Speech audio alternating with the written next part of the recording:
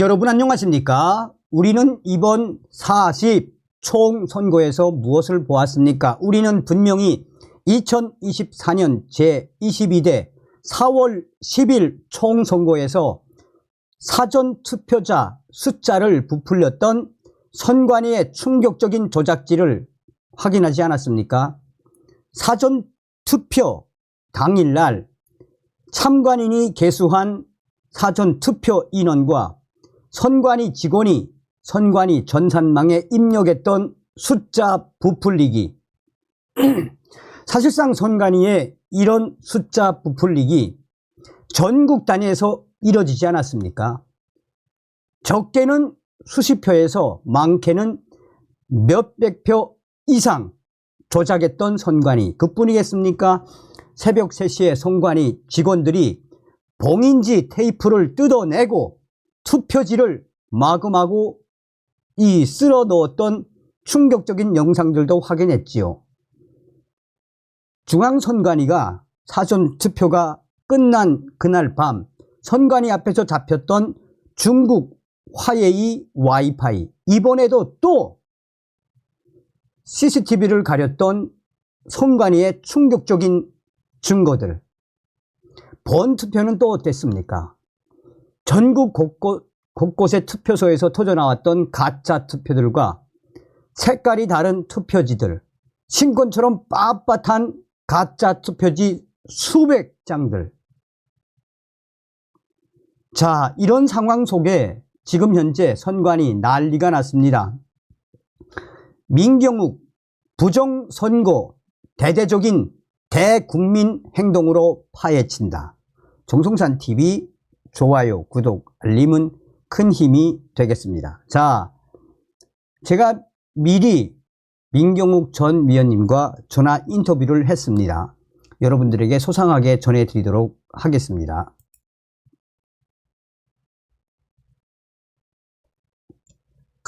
민경욱 전 의원님, 그러면 이번에 부정선거는 확실하잖아요. 그렇습니다. 그러면 이제 우리가 이제 그 4년 동안 국토본이나 또 부방대 얼마나 많이 고생을 했습니까, 그죠? 그렇습니다. 그리고 이제 이번에 황교안 전 총리도 대통령께 그 제안을 하셨고, 이제 우리가 이제 지금 보니까 94%가 부정선거라고 답을 하셨더라고요. 네네네. 제가, 한 거죠. 예. 네네네. 94%. 예. 그러면 우리가 이제 행동을 해야 되지 않습니까? 그렇습니다. 앞으로 행동 계획은 어떻습니까?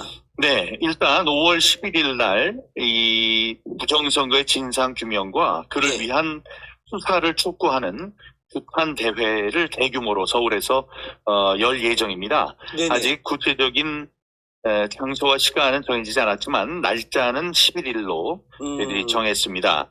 토요일인데요. 네. 그날 많은 분들이 와주시길 바라고, 그 다음에 지난 4년 동안 부정선거 때문에 싸워왔던 많은 훌륭한 단체들이 있습니다. 네. 국토본, 부방대, 국바연, ROTC, 애국 동지회 등등, 다음에 전군연, 네. 고교연합 해서 큰 단체들이 애국심을 발휘해서 싸워와 주셨었죠. 네. 그런 분들이 하나의 연대 단체를 만드는 문제를 갖고 지금 연일 회동을 하고 있습니다. 그것과 병행해서 앞으로 학술대회, 이 부정선거를 다루는 학술대회, 다음에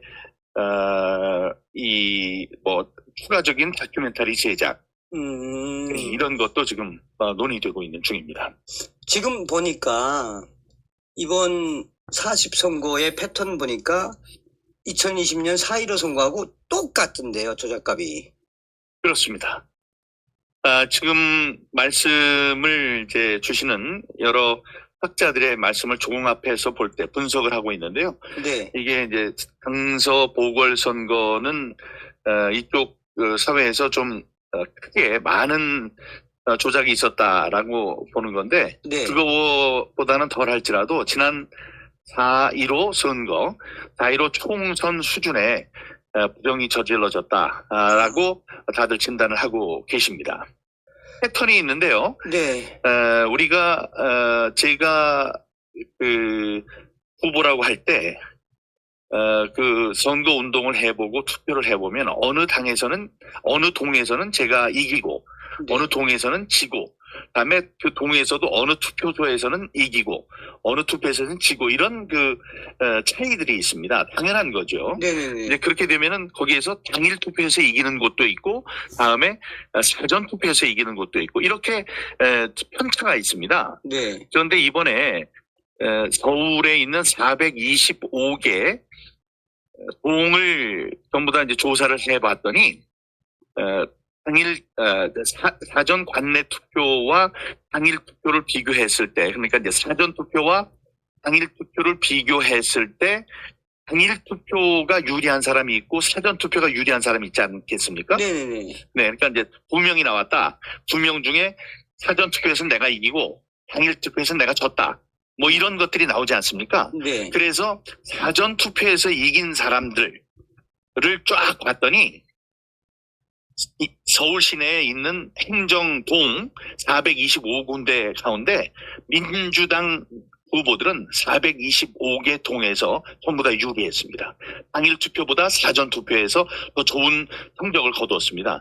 이거는 일반적인 이제 수학적 공리로 볼 때 있을 수 없는 100% 사전 투표에서는 100% 민주당 후보가 유리했다 이런 게 나오는 거예요. 그런데 서울만 그런 게 아니고 인천, 울산, 세종, 제주에 있는 모든 동에서 민주당 후보는 당일 투표보다 사전 투표가 더 유리했다. 이런 결과가 나온 걸 봐서 이거는 자연스럽지 못한 상식적이지 않은 결과가 나왔기 때문에 부정선거가 분명하다. 이렇게 분석을 하고 있습니다. 그런데 이제 이걸 갖고 시비를 거는 분들이 있어요.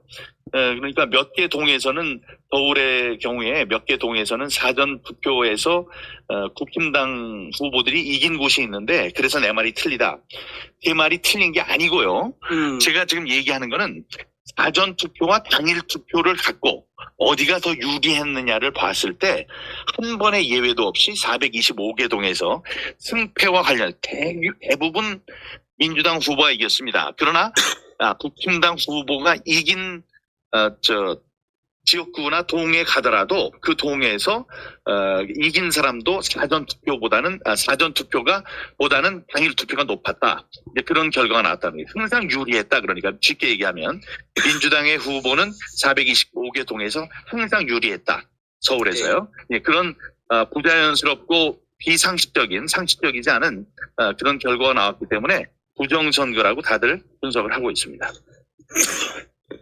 그리고 제가 그 의원님께 좀 강조해서 좀 여쭤보고 싶은 거는, 자, 이게 지금 뭐 이제 증거들도 나오고 데이터도 나오고 뭐 비교할 수 있는 부정선거라는 게 있지 않습니까? 네. 근데 왜 대통령과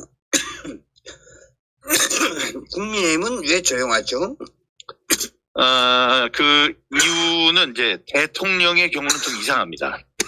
대통령과 한동훈 비상대책위원장에게 내가 이제 묻는 게 어떤 질문을 하냐면 저는 부정선거를 하면 안 된다고 일관되게 주장해 왔습니다. 그렇죠. 예, 우리 정성산 감독님도 마찬가지고 왜냐하면 모든 이 통계를 분석해 봤을 때 부정선거의 의혹은 사전투표에서 많이 일어났거든요. 네. 그러니까 사전투표보다는 당일 투표에 많이 참석하는 것이 좋다. 그 이유는 왜냐하면 사전투표는 4일 동안 5일 동안 표가 돌아다닙니다.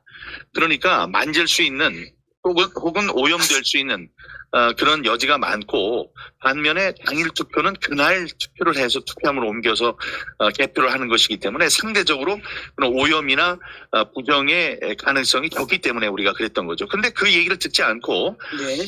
윤석열 대통령은 현직 대통령, 우파 현직 대통령으로는 처음으로 사전 투표를 했습니다. 이 역사에 남을 일인데 박근혜 대통령 때까지는 당일 투표를 했는데 사전 투표를 했고 한동훈 비상대책위원장은 254개 지역구에 있는 모든 후보들에게 사전 투표를 하라고 했습니다. 그리고 각 그 동에 플래카드도 사전 투표를 독려하는 플래카드를 걸었거든요. 그래서 그렇게 됐는데 결과가 사전 투표가 모두 불리했다면 그분들은 거기에 대한 반성을 하고 거기에 대한 뭐 사과를 한다든가 이런 게 있어야 됩니다. 제도 개선이라든가 다음부터는 사전 투표를 독려하지 않겠다. 혹은 우리가 생각이 짧았는데 사전 투표는 우리에게 불리했다. 사전 투표를 하라고 한 우리가 잘못했다. 아니면 앞으로는 사전 투표라는 제도를 없애겠다. 이렇게 하든가 그것도 안 된다면 지금 민경욱이가 계속 얘기하고 있는 게 틀리니 이 사람을 민경욱을 구속 수사하겠다. 이런 정도의 반응이 나와야 되거든요. 근데 이제 나오지 않고 있습니다. 그 이유는 뭐냐? 그 윤석열 대통령의 이유는 당연히 지금 자기가 탄핵을 당하고 종이호랑이가 되고 그를 위험에 처했으니까 이거를 수사에 붙여야 되는데 안 하는 이유는 불분명합니다. 준비를 하고 있는 건지 아니면 이대로 그냥 갈 건지는 모르는데 중요한 건 여기서 죽느냐 그러니까 탄핵 당하느냐 아니면 사느냐 부정수사를 수사해서 기사회생의 기회를 찾느냐 이런 이제 걸림돌에 있는 거고 당에서 안 하는 이유는 더 복잡하고 치명적입니다. 왜냐하면 지금 당에 들어와서 당선된 사람들은 다 어떤 생각을 하냐면 내가 열심히 해서 당선됐다. 부정선거는 없었다. 왜냐? 부정선거가 있었는데 당선됐다 그러면 자기 부정이 되거든요. 네. 그래서 지난 선거에서 부정은 없었고 나는 열심히 해서 당선이 됐다는 사람들만 모여있기 때문에 그 사람들이 부정선거에 대한 문제 제기를 할 수 있는 가능성은 0%입니다. 어떡하냐. 왜 이렇게 됐을까요, 이거. 처음에 문제 제기를 했을 때 선거 제도를 고치려는 생각을 깊고 그다음에 신중하고 그다음에 필사적으로 하지 않았기 때문에 그 체제로 굳어져 가고 있는 겁니다. 앞으로는 더 힘들고요. 이게 이번에 고쳐지지 않는다면 앞으로 우파가 정권을 잡을 일은 없을 것 같습니다. 자, 그러면, 위원님, 앞으로는 그 위원님의 그 국수본, 그 다음에 그 황교안 전 총리님의 이제 그 부방대, 이렇게 이제 움직이실 거잖아요. 네. 이게 좀, 결사체가 언제쯤 만들어질까요? 만들어져는 있겠지만. 아니요, 이제 회동을 하고 있으니까 네네. 연합체, 그렇죠. 연합하는 그 단체는 그 제 단체가 모여가지고 하나를 만드는 것 같지는 않고요. 네. 느슨한 네트워크의 형태로 될 것 같고 중요한 문제에 대해서 뜻을 같이 하고 또 큰 행사가 있을 때 같이 모이는 그런 이제 느슨한 형태의 조직이 될 것 같은데 그 연합체는 이제 곧 일주일, 1, 2주일 안에, 네네. 그 형성이 될 것 같습니다. 그리고, 저는 이 국토본의 대표이기도, 상임 대표이기도 하지만, 이제는 가가호호당의 공동 대표가 됐으니까요. 당 네. 대표가 됐으니까, 이 정당 대표로서 할 수 있는 일들도, 따로, 좀 이렇게 찾아보고, 열심히 그러면- 해볼 그런 생각입니다. 그러면, 후원이나, 이런 예. 좀 도움을 줄 수 있는 방법에 어디로 후원하면 되나요? 저 후원은 이제 제 후원 계좌가 나와 있고요. 네. 그 후원 계좌가 있고 당의 후원 계좌도 있습니다. 거기에 찾아보면 나오는데요. 제 유튜브 지금 말씀드릴까요? 네네네네. 네, 신한에 110-006-953-256 신한 110-006-953-256 해서 후원 계좌가 있습니다. 네. 그 후원 계좌로 후원을 해주신다면 저희들이 부정선거 없는 나라를 만드는데 우리가 큰 도움이 될 것 같습니다. 알겠습니다. 네. 의원님 제가 종종 좀 더 또 여쭈겠습니다. 예, 그러시죠. 감사합니다. 네, 감사합니다. 고맙습니다. 네네, 네. 네.